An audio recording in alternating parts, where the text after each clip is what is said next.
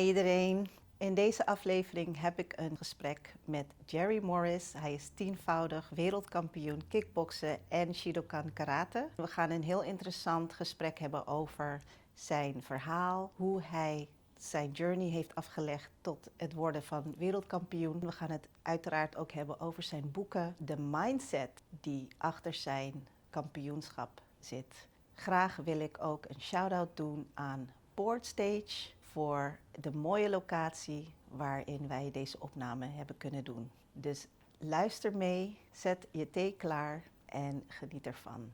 Hi Jerry. Hi. I'm so excited to have you on my podcast, so welcome. Thank you. I'm glad to be here. We had a very nice encounter at the gym, actually, where you're teaching kickboxing. So we ended up doing a class together, and that ended up in a 4-hour conversation. Because what I didn't know at the time was that you were 10 times world champion kickboxing and Shidokan karate, right? Exactly. Yes. Well, five. 5 times Shidokan karate. Okay. And 5 times Thai kickboxing. So I see. So together that makes 10. Yes. Yeah, wonderful.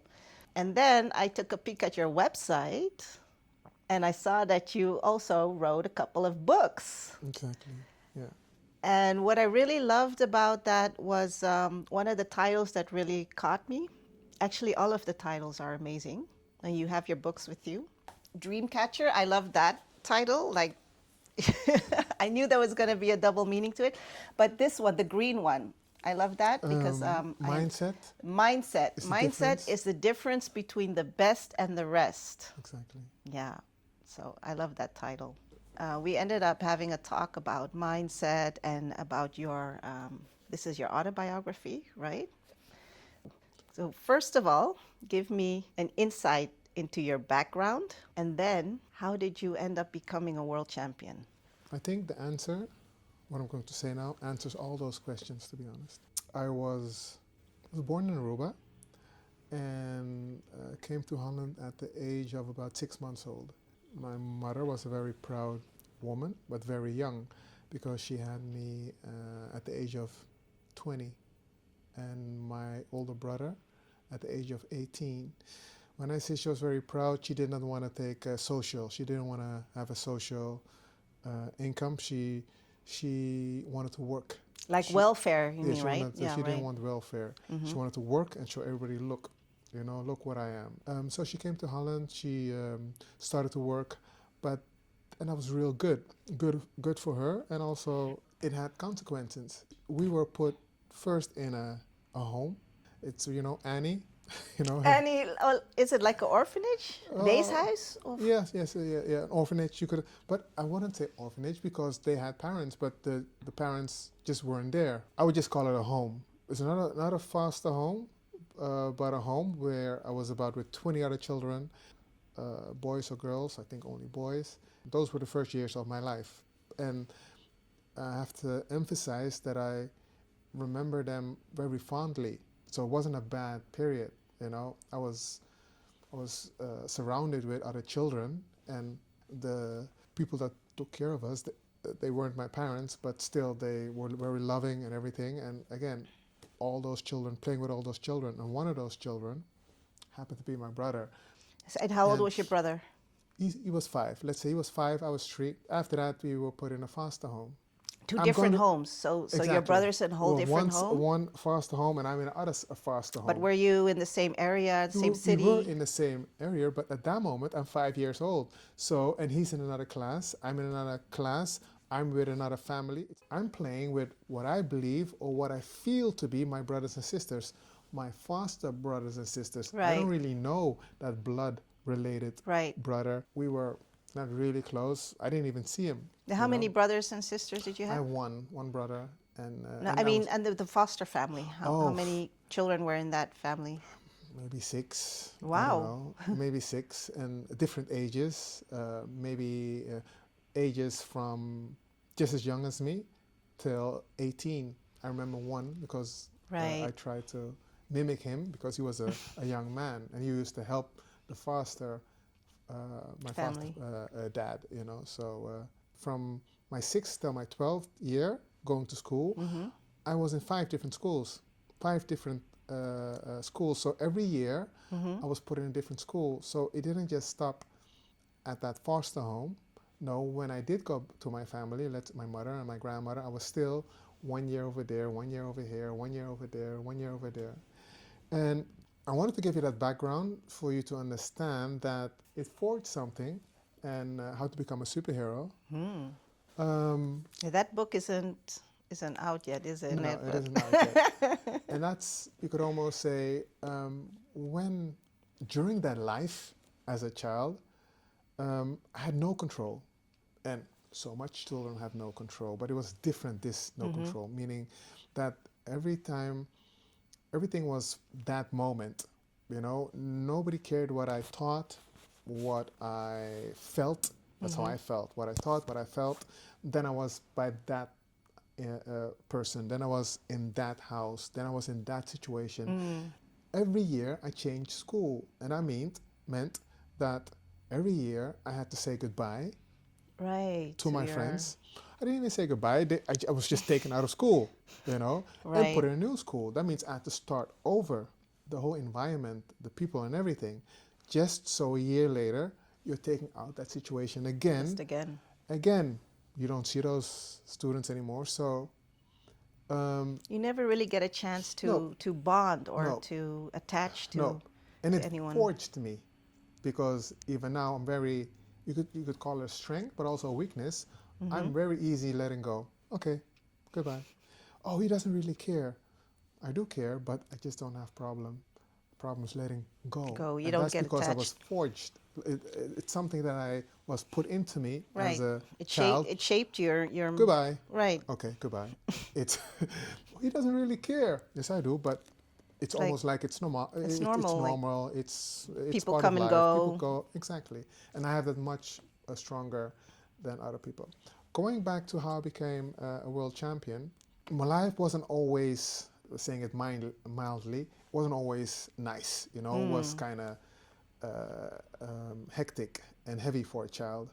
But I had something incredible. I had something that everybody has, but I had it in a way that it was a superpower, and that was my imagination. I used to imagine the whole day through. I'm always seeing myself doing this and that, and then at a certain age, one of my parents, foster parents, at this moment I'm living in the States, so my foster parents is my aunt over there. I get my hands on a comic book, and that changed my life. At the age of, now I'm 8 years old, and at that moment, I'm a superhero. Do you remember which comic book that was? Yeah, I remember Adam Warlock.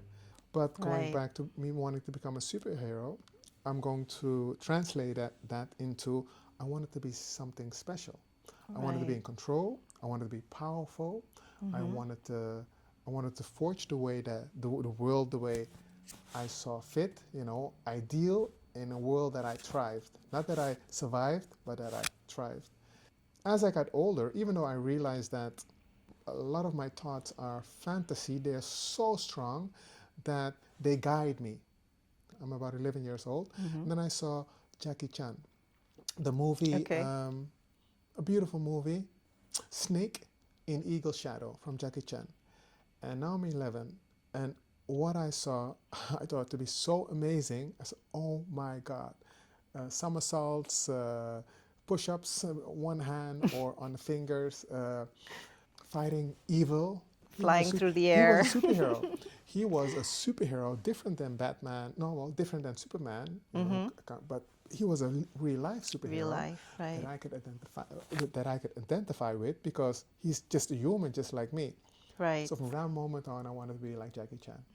You know, I wanted to be a superhero. Me wanting to be like Jackie Chan, me wanting to be a superhero, wanting to be extraordinary.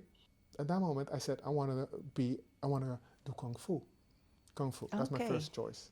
Right. But close to where I lived, there was karate and there was kickboxing. That's close enough. No, I started kickboxing, and to make a long story short, I became a 4-time European champion, a 5-time world champion, and a 5-time world karate champion. But it all started with me wanting to be great, believing that I was great. And that's especially in here. Mm-hmm. Especially in here is belief before proof. Believe. You don't need proof to believe. No, believe before proof. Because I believed in myself. I believed that I was great. I behaved in that way. I started training like I am great. I am all those things. I just have to act like it. And that behavior made me a 10-time world champion. That's amazing. That's how to become a superhero. Right. That's amazing. So let's unpack that for a second, because you say you have to believe in yourself first. Well, a lot of people think that greatness comes after achievement. Success. Right. Yeah, but no, greatness becomes before success. You have to believe in yourself.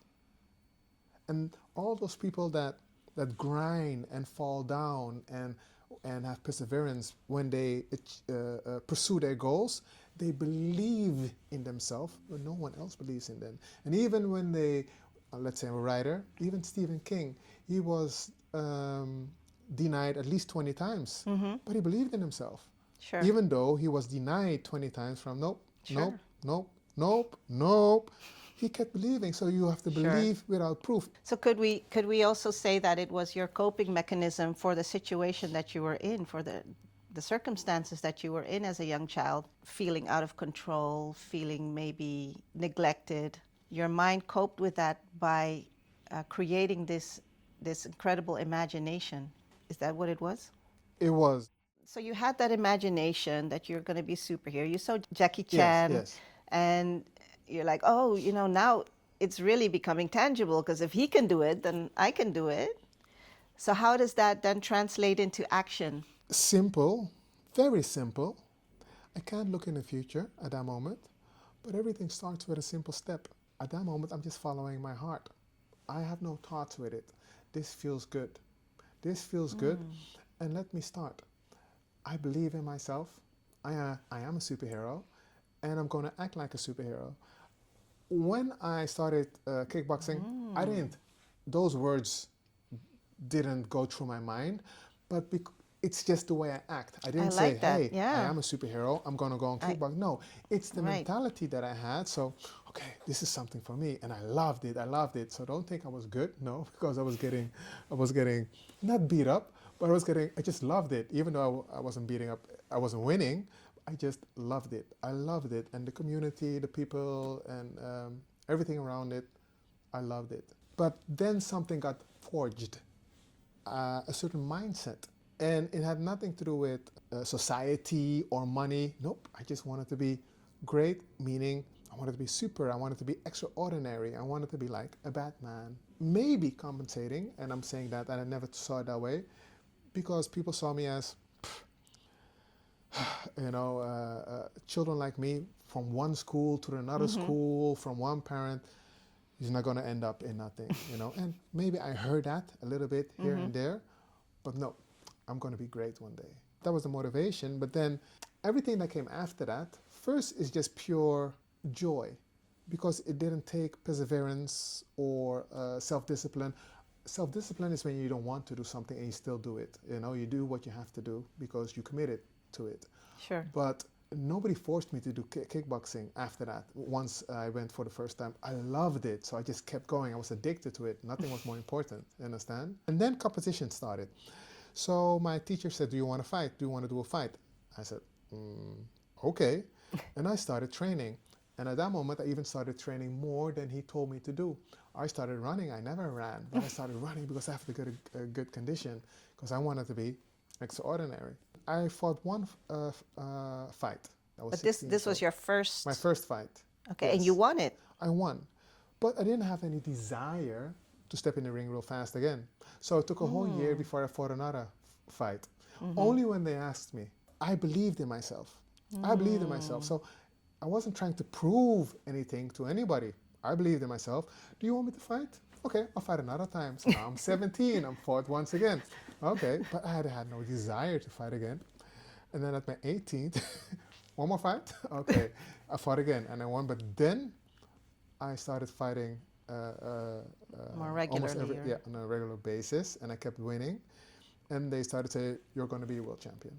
You're going to be a world champion one day. And at that moment, it sounds wonderful. It just sounds wonderful, from, World okay, champion. that, it's something you like, that people say, but okay, I think going back to the motivation, me wanting to be great and certain other things, I trained hard. There was so much passion, there was so much love.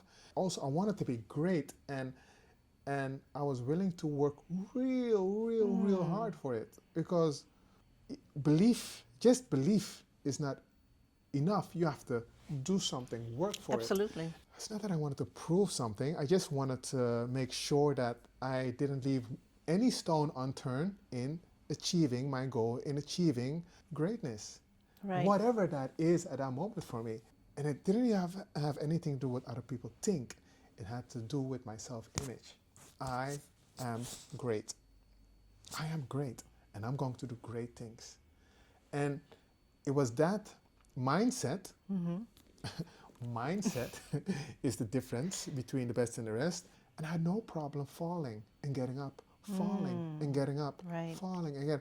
Where did I get that mentality? I think from those early years. The only person I could really depend on and believe in is myself, because I was the only constant thing. Everybody else. Right. So I kept believing in myself. I have to do it. I have to do it. I have to do it. So I did everything I could by myself, and I needed people, but I always looked at myself. So when I wrote Dreamcatcher, and I didn't write it to boast or to show off. No. I wrote it, to be honest, more because I felt misunderstood. In what way did they not understand you? People only see, oh my God, look again, he got another award. But at that moment, I don't see myself as great. I don't see myself as good. I don't see myself as impressive. To be honest, I might even see myself as a failure. So Sure. because I've became world champion so many times in my life, that became the way people saw me. They didn't see anything else. Right. When you're a world champion, 10 years in a row, Jerry must be living in the clouds. He must be doing great. Jerry's doing great. He's world champion. So Jerry's always doing great. And so when I was young, things weren't going great, but it was my imagination. But when I was older, I was doing my job. But even though my job, I was successful in my job, that didn't mean that things were going good. Often things weren't going good, but I was good at my job. As simple as that. But what are the things that weren't going as good? In 1995, I went to St. Martin to open a kickboxing gym and to fulfill one of my dreams. My first dream was to become a world champion in Aruba. Me being from Aruba, I wanted to become the first Aruba world champion who won his world title in Aruba. So with that, I fulfilled my first dream. My second dream was to open a gym in the Caribbean. I'm not going to say too much about this, even though it's in the book. My girlfriend at that moment, she decided not to come, but she decided that many months ago. But if you decide that you're going to do something together, let's go to the movies together. And then, but you never plan to, and then suddenly you don't go anymore. Now I find out I might not even want to go to the movies anymore. Can you understand that? That I don't feel like going to the movie anymore because it was planned with you. So I plan to go with her to St. Martin. I'm doing everything. I even rented a house on the beach, because she wants the beach. I was even going to marry her on the beach. And then she says, well, I'm not going to come. I decided I'm not going to come, blah, blah, blah, blah, because of this and that, I'm not going to come. So you could say, well, Jerry, why don't you just stay in St. Martin? No, because all the plans I had are done. At that moment, I am world champion Thai kickboxing and I'm a world champion karate. So I break up with my girlfriend, if you could say on the phone, and I decided to leave everything behind, what I built so far, and go back to Holland. Before I go back to Holland, there's a Shidokan world title, a championship, so I have to defend my title. Even though I won, I'm world champion again, but again, I have to leave everything behind in St. Martin, and I'm going back to Holland. I broke up with my girlfriend, so now I'm in Holland again, And then my grandmother dies, a person that was always in my corner in any situation. Sure. So 2 weeks later, she dies. My world is devastated. But 5 weeks later, I have a world title fight in Thai boxing. So what do? My grandmother died. I fall back in another coping mechanism. I start training real hard, and I'm going to win for my grandmother. 5 weeks later, I beat the European champion because it was a vacant title. And now, within a period of 4 or 5 months, I'm world champion Thai kickboxing and world champion Shirikan karate. My grandmother just died. You think my life is going good? A few months before that, I became world champion. Then I broke up with my girlfriend. I left everything that I built in St. Martin. Do you think my life is going good? So now I am two-time world champion again. Last year too, two-time world champion. Now everybody sees me as incredible, successful, but at the same time, oh my God, he's so strong. His grandmother just died, and you look there. Right. But now, Right. I put all my energy and all my passion and all my sorrow, all my pain in training. And I fight and I win. And now the blow really comes. No one sees it. No one is around because Jerry's doing good. My God, he just won 2 more world titles. Right. But that's how they see it. I feel I'm at the bottom. But tell me about, you say the blow came. What's that blow? How did that manifest for you? What were you feeling at the time? All I had to do is train real hard and focus on, I'm doing this for my grandmother. That's all I had to tell myself. I'm doing this for my grandmother. I'm going to win for her. And then you won. And now I have to deal with normal life, the reality. My grandmother The isn't reality here that anymore. she's not there Exactly. anymore. So now you could almost say, I have to find a way to mourn. I didn't take time to mourn because I just wanted to train and forget and not talk about it. So now you end up having to process that grief that you actually delayed. Exactly. You could say that I delayed, but now nobody's around because the fact that I won, in their eyes, well then, Jerry's all right, don't worry. We don't have to worry about him. Right. He's all right. But now my blow is coming. Now things. And also remember that period. It was a period of mourning, but also a period of feeling very lonely. And again, that nobody understands me.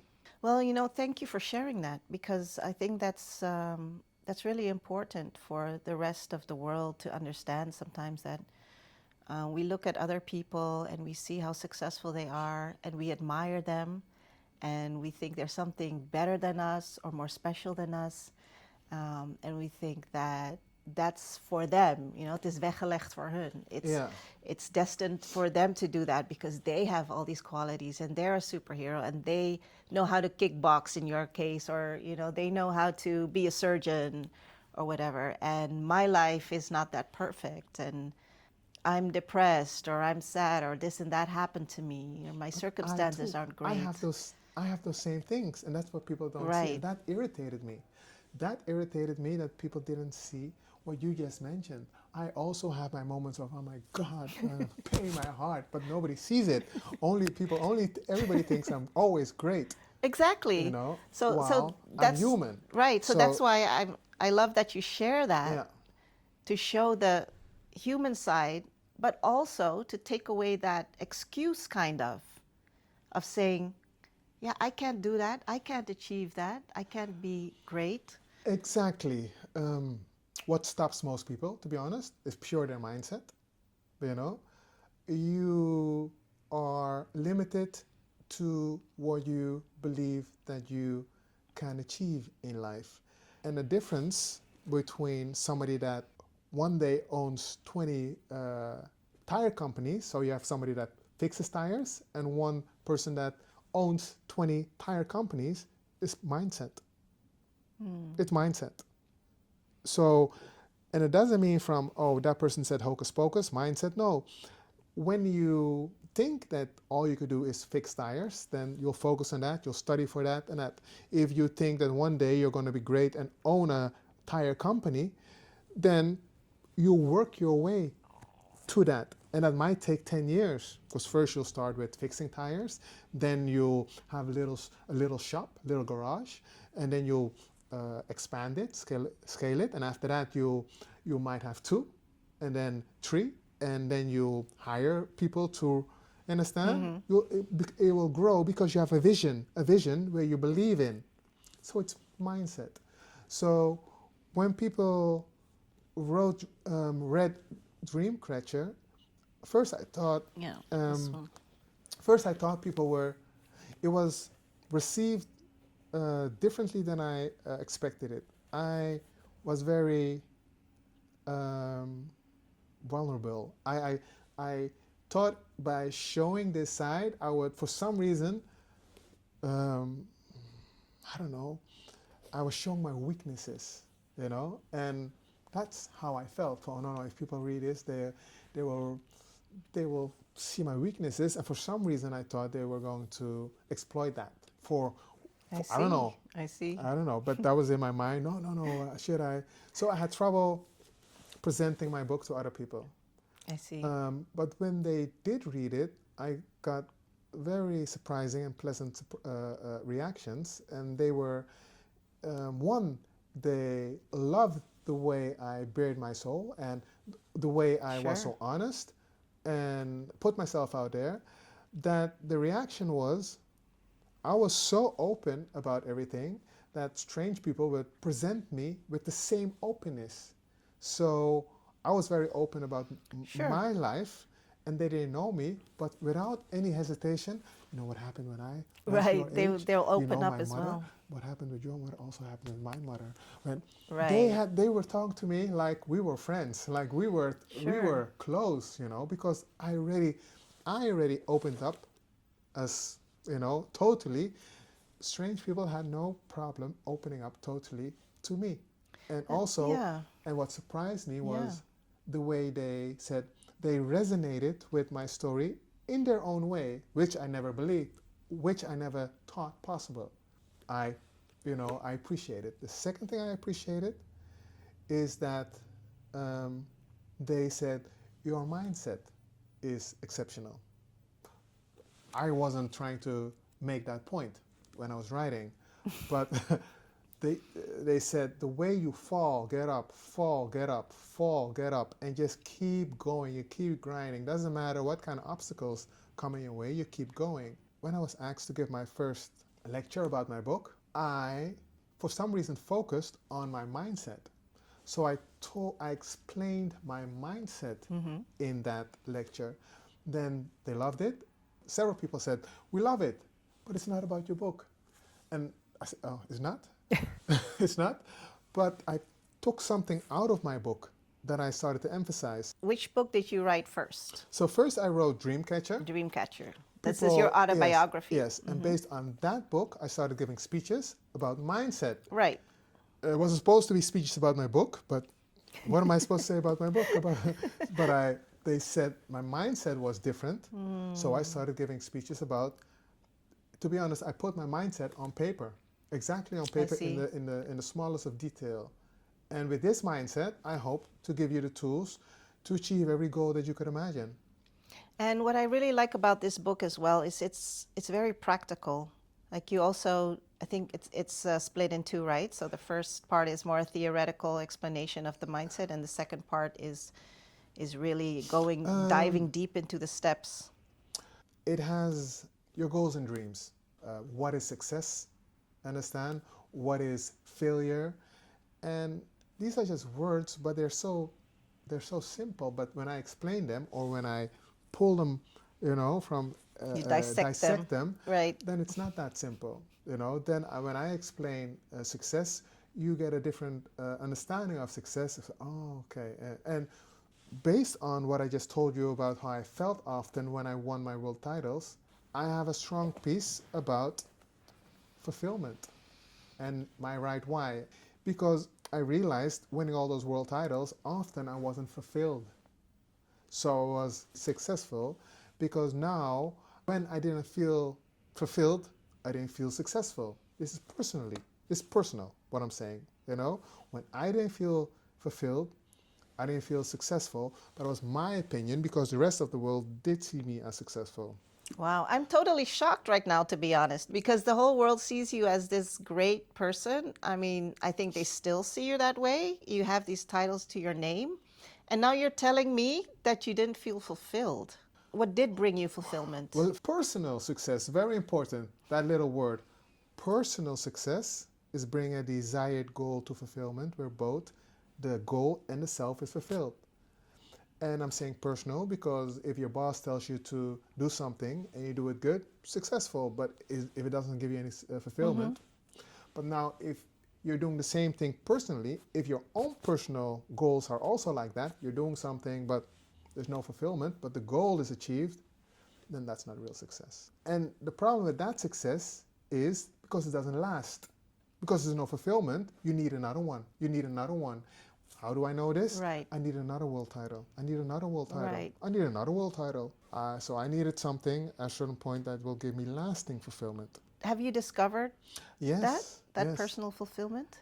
Well, I was always very surprised and annoyed when people did not try to fulfill their dreams. I could not understand when the people around me that were often just as talented or even more talented in their own field, let's say singing, but did not even try because they thought that success is there for a few people and they're not part of the chosen select few people that are supposed to be successful, or there's so many other actors. Right. I'm not you the know? chosen. I'm not gonna. I'm not Why good would enough. Why would I? And as soon as you say that, that's the reason why you're not gonna make it. So it becomes a self-fulfilling prophecy, Exactly. basically. Yeah, understand? And then you and all those people that do say, okay, let me go, say thank you, thank you. Thank you for having that mindset because that's the only difference between me and you. Wow. But because the majority, maybe even 90% or maybe even 95% or even more of the people are like, I can't do anything. Look how many other people are trying to do it. Let me not even try. And that small percentage says, thank you, stay right there. That makes everything easier for me. So even if the 5% had to go through the hassle to achieving their goal, and it wasn't a 5% but 15 or 20%, they would still do it. But they're very happy that a lot of people already are going to stay on the bench and not even going to try. Fine. That's fine with us, you know? But a lot of times, I mean, you're also influenced by your surroundings, right? You have your family, your people who don't believe in you, that don't support you, that think exactly like you do. So they might see you very good at what you do, like a great singer. And, you know, my daughter is becoming a DJ right now, or I mean, she is a DJ. And fortunately, I'm not that kind of parent that would say, you're not good at what you do, or why are you even trying? There are so many other DJs out here. Who makes you think that you're so special that you would be able to make it? However, I do think that a lot of times that is how we grow up, with people having this mindset and then transferring it to us. So Exactly. how do you break that? These people need insight. It's simple as that. Okay. Insight. And you asked me something before. What gives me fulfillment? Giving people this insight. Giving people this insight gives me fulfillment. So I would like to give someone that is surrounded with people that don't believe in that person's skills or dreams or ambition. I would say different things. And one of the things is they mean well. They mean well, Yes. but they are projecting on you their own limitations. Yeah. Sure.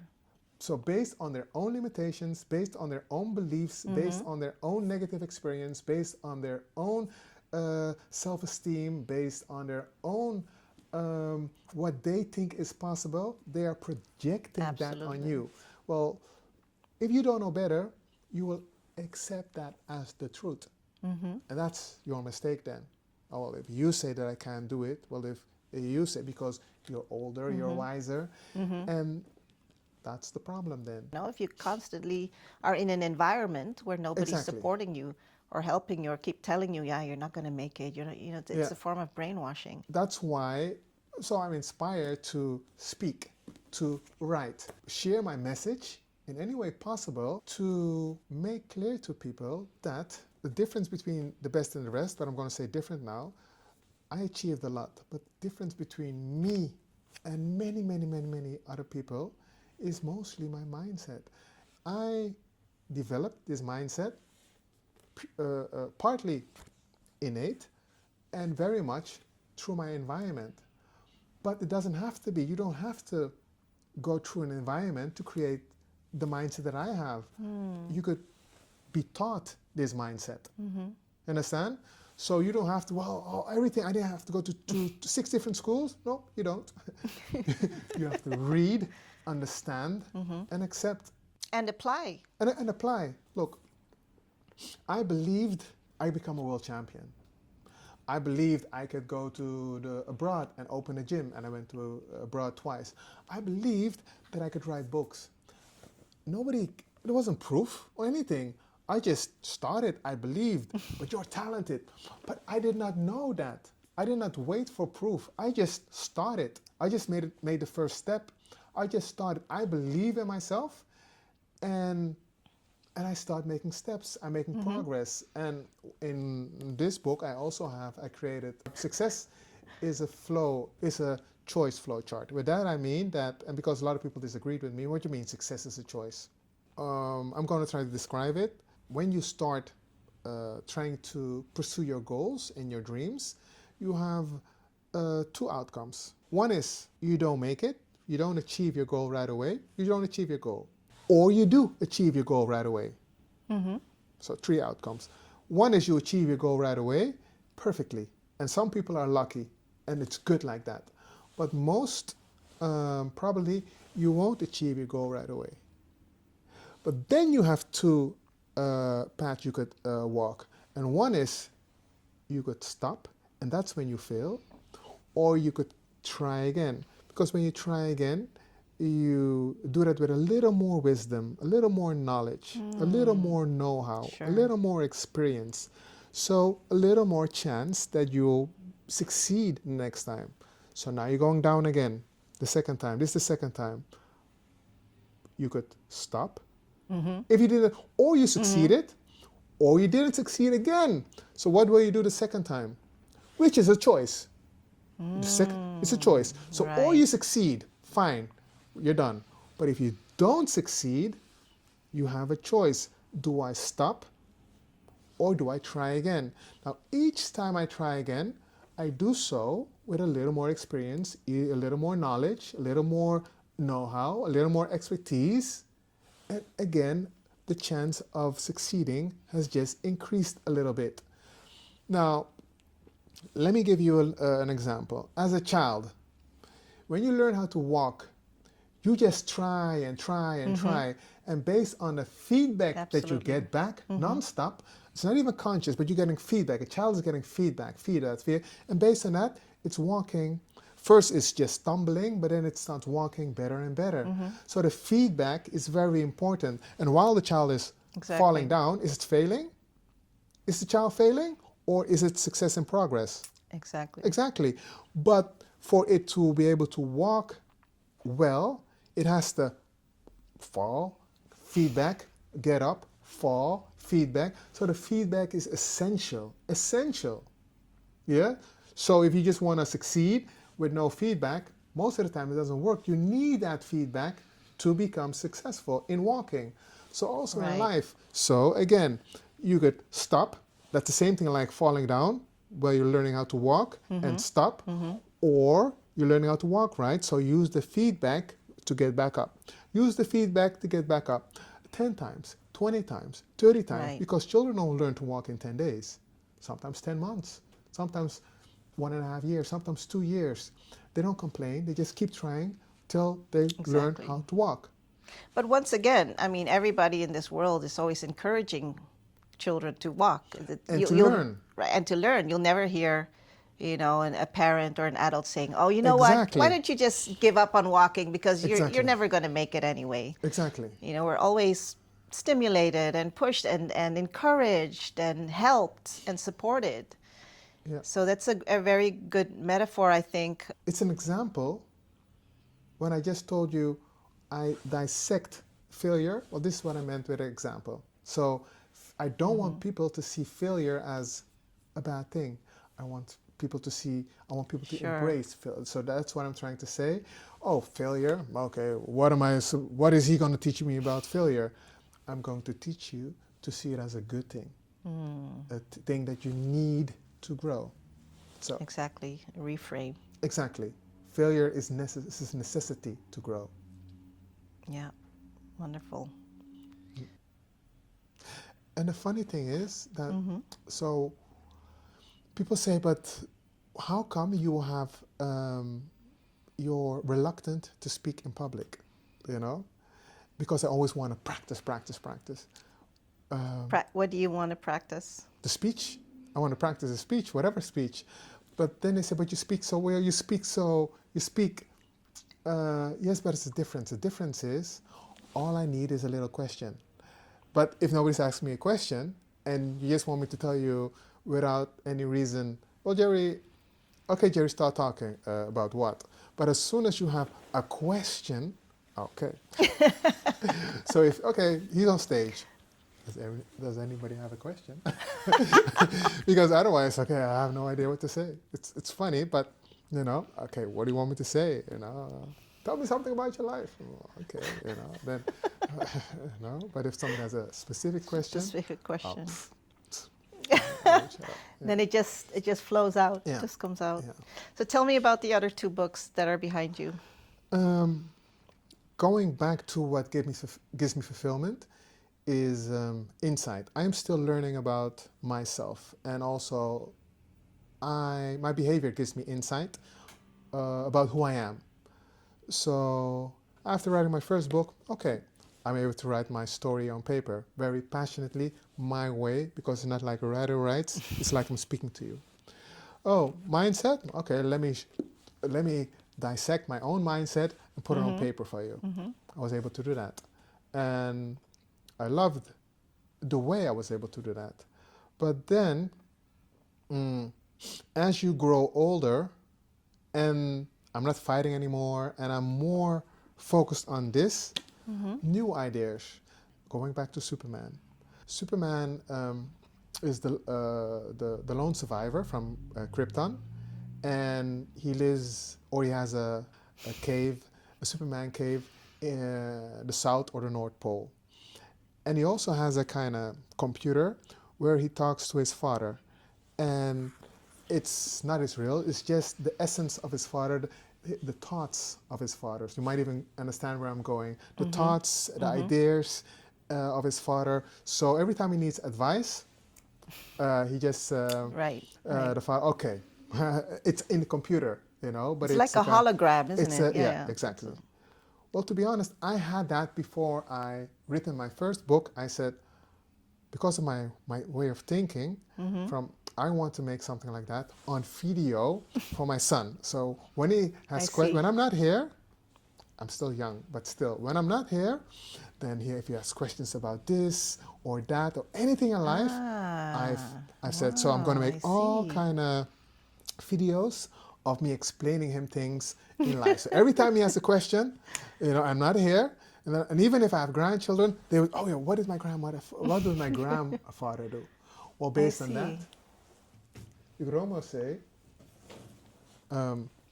45 keys to unlocking your dreams, from Jerry Morris to JJ Morris. I see. And to be honest, if you open this, directed to the next dream catchers, my son JJ and granddaughter Jada. So at a certain point, I almost felt like Beautiful. I'm leaving my thoughts, my ideas, my philosophy, so that even when I'm not here, you could read, this was what my grandfather used to think. So nice. Then about 5 years ago, my son said something to me after this book. He said, this belongs in a school. And I was like, in a school? Right. I don't It's mind. true. I want to write, and I want people to read it. I want to give speeches. But in a school, you're very ambitious, you know. But he planted a seed. Well, I want to touch on that really quickly because he has a point. I mean, in school we learn a lot of cognitive skills, and I think more and more people are starting to realize that, and with AI coming up, pretty soon we'll have knowledge at the tip of our fingers. I think it's even projected that by year 2000, so and so, we're all going to have the technology of Iron Man, of this helmet that talks to you and you can ask it anything, sort of a ultra advanced Siri or whatever you want to call it. Having to have all this knowledge in our heads is not going to be as important as having the skills in how to become successful, in how to realize our dreams, in how to unlock our potential, fostering our own mindset. And you talk a lot about growth mindset in your books. So I think that's definitely a point there, isn't it? I want to touch on something you just said, because in this book I have fixed mindset, growth mindset, but something that really makes a difference, and that's the champion's mindset. And the champion's mindset is, I don't care if I am Jerry, and but for whatever reason there is like the Marvel, a parallel universe, and there are 10 other Jerrys, I'm still going to win. So that's the champion's mindset, meaning that it doesn't matter if there is competition just as good as me, I'm still going to win. I don't know how I'm going to do it, but I'm going to win. So with a fixed mindset, you're not even going to try. Right. With a growth mindset, you're going to say, well, okay, you're going to, could I grow? Sure. But with a champion's mindset, I don't care if on paper he's faster or stronger, I'll find a way to win. And that's the belief, That's amazing. the grit. And that could be the difference between winning and losing. Look, Right. he's fast, he's stronger, but my belief is stronger. And based on my belief, I won't quit. I won't stop. Wow. I won't give up. Wow, yeah. I will do whatever it takes. And I just wonder if that person is willing to do whatever that I'm willing to do, Right. even though they have a little more talent. That's the champion mindset. That's the champion's mindset. Love that. Doesn't matter if everybody is a little taller or a little more muscular. Don't care. I'll find a way to win. I'll find a way to be successful. That's it. Awesome. Yeah? So that's awesome. again, belief without proof. I don't care if the proof is against me. I'll make it somehow. I'll make it work. Right.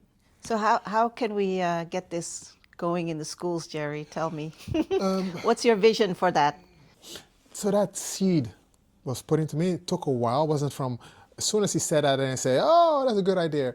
No, it took me a while. At a certain point, I did start to see the point he was trying to make, that we are trained and not brainwashed, but it's that you need to get a job, but not you need to follow your dreams. You need to follow your goals. You need to, and when you follow your goals, and then create a job out of that. So if your goal is becoming a dentist, fine. If your dream is becoming a pilot, fine. That's also normal job. But the point is, follow your dreams, follow your goals, and not just, no, I have to pay the rent. I have to pay the rent. What is a good job to pay the rent? Or your parents would say the same thing. Well, a dentist is a good job. Well, a doctor is a good. It doesn't matter if you passion doesn't matter. If it's something you really like, you're good in it. You're good at it. So become a doctor, and then you're successful. So there's an example that I have in this book. It's a combination of people around you, so also assumptions, what you can and cannot do, or what you should do. It has to do with your goals to achieve fulfillment. So let me just explain it. So when two parents tell the children, send them to school, to a university, to become a lawyer. After, just to keep it short, when those children succeed and become lawyers, both those parents could say, success. And they might truly have fulfillment. Oh my God, success. The parents have the fulfillment, right? Yeah. But again, what are the life goals and the dreams of those children? Right. Because if they are just doing this job based because the parents said, this is a good job, and in the society, being a lawyer is a good job, Okay, well, it is a good job. I do have a job, and it makes money. So now I'm successful. But is this what you wanted to? Well, want it to be? Well, that's not important. It pays the rent, right? And I have a good job, and it has stature. Understand? But again, the two people that are fulfilled are the parents, not necessarily those two children, not those two, because they might later in life find their real calling. And then their parents will say why did you quit your job? You were so successful. You were great. Because it wasn't your calling. It wasn't your path to fulfillment. It's artificial or superficial success. That's how I call it. Right. Yeah. What gives me fulfillment? Helping people to finding their fulfillment. So I won't say helping people to become successful, because in my opinion, when you find fulfillment, you are successful. You are successful. If you are fulfilled, then that's your success. Then you're successful. And not from, exactly. I inherited $5 million. Oh, okay, well then you're successful to begin with.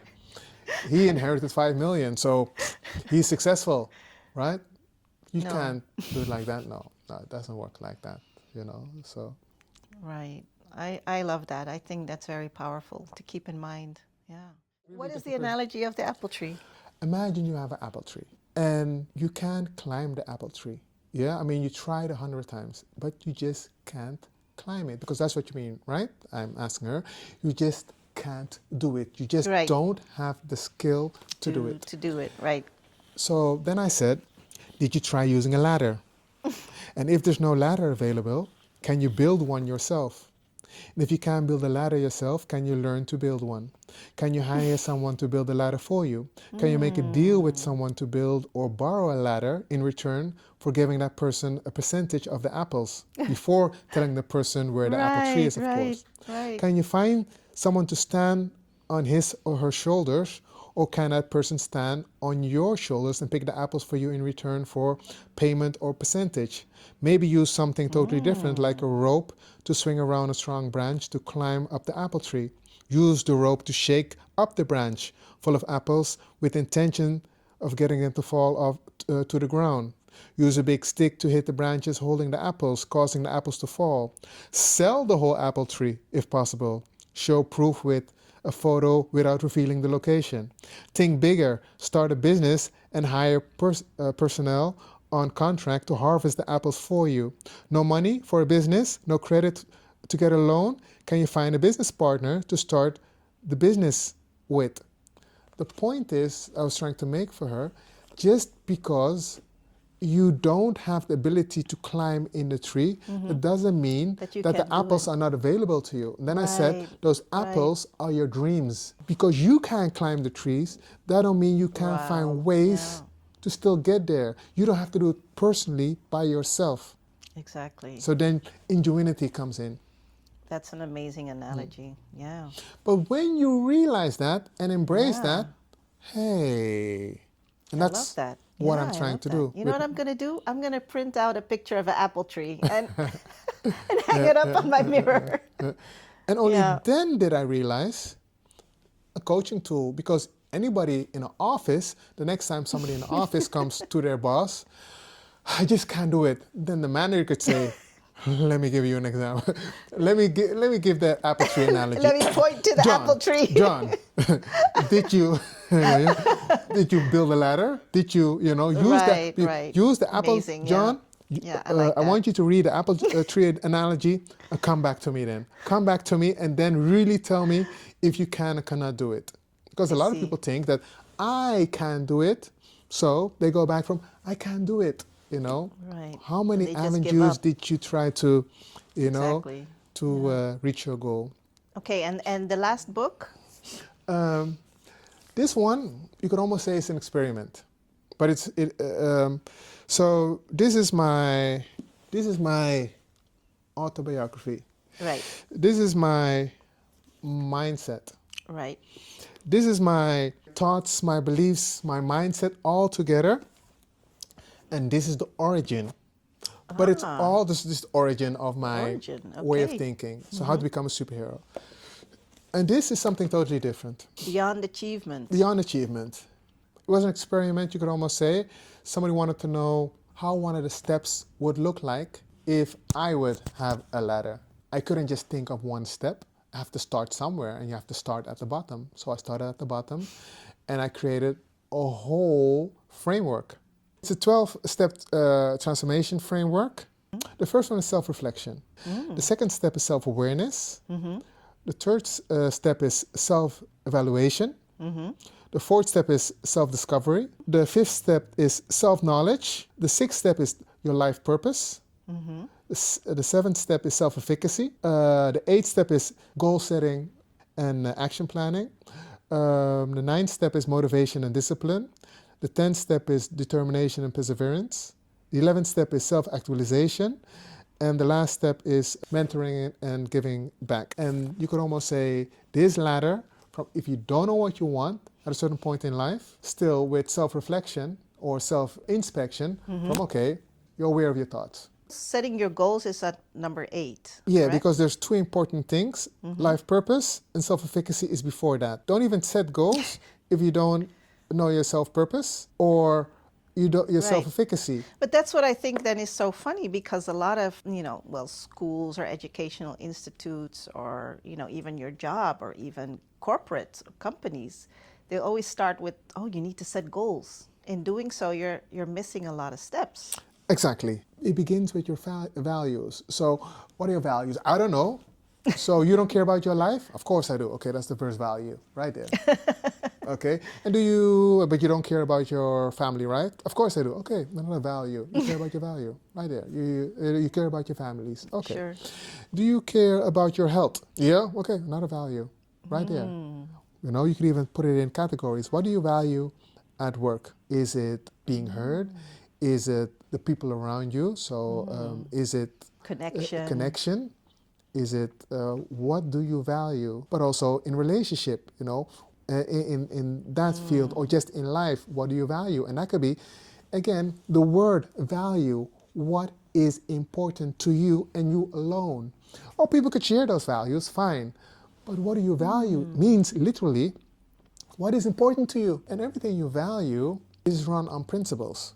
So meaning if you value respect, so what does that mean? That I'm always polite. Whatever happens, even when I get angry or when people scream to me, I value respect, so I stay, I'm always polite. I will always be honest.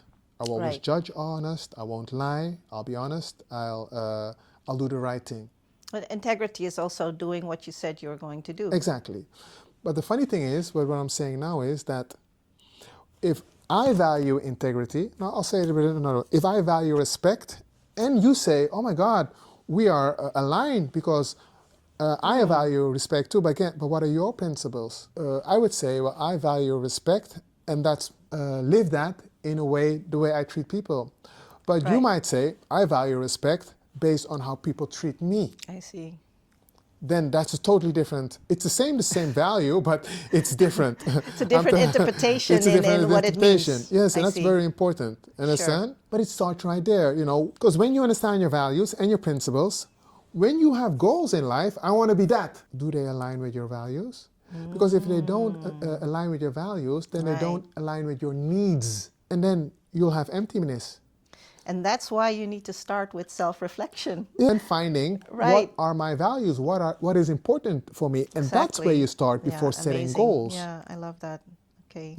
I've learned, and where did I learn that? From traveling and achieving my goals. I went to St. Martin. Okay, I'm living in Holland. I have so many friends, and I have a girlfriend, and I have everything in Holland. And then I go to St. Martin, and now I have my business, but I'm by myself, and I'm very lonely. Okay, so it's not enough to say I want a gym, or I want that, It is important that when you want something in life, so real fast, I'll give you the 8 W's, and you could check them off. You could answer all these questions, and then okay, I'm on the right track. The first thing is what everybody says is important. What do you want to have? The first W. Okay. What do you want to have? Okay, $1 million. What do you want to be? Because do you want to be a lawyer making $1 million? Do you want to be Sure. a singer making $1 million? Do you want to be a crook making $1 million?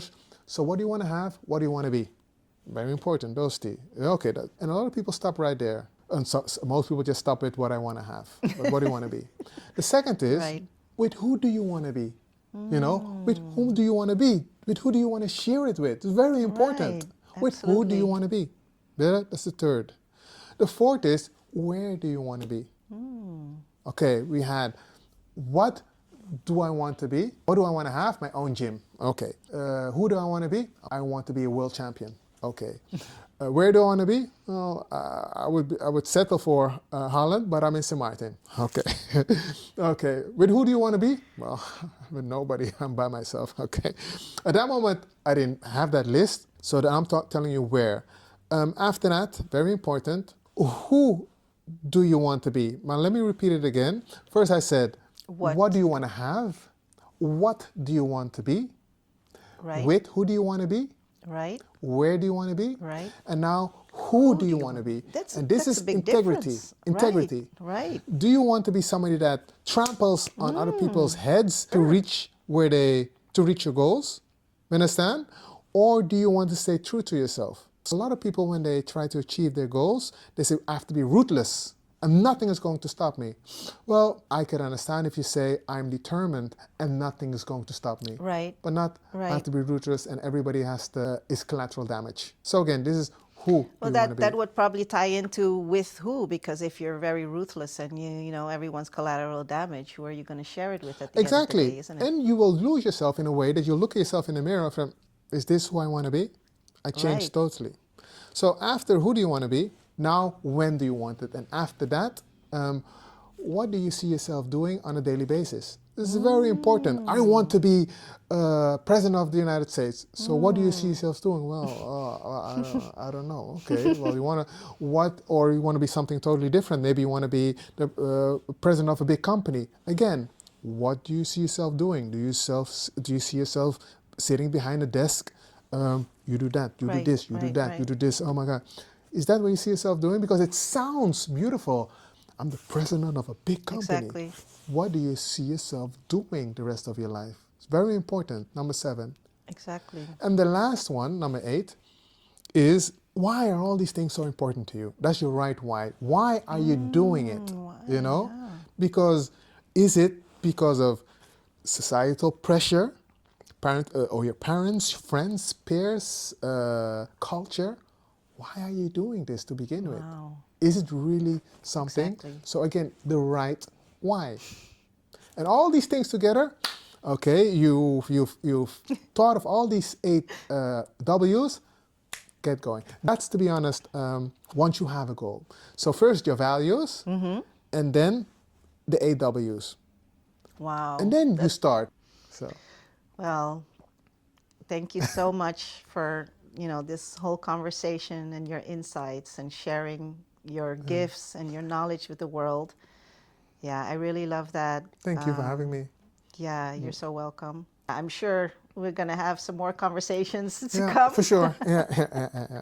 Yeah, I wish you all the best. Thank you very much.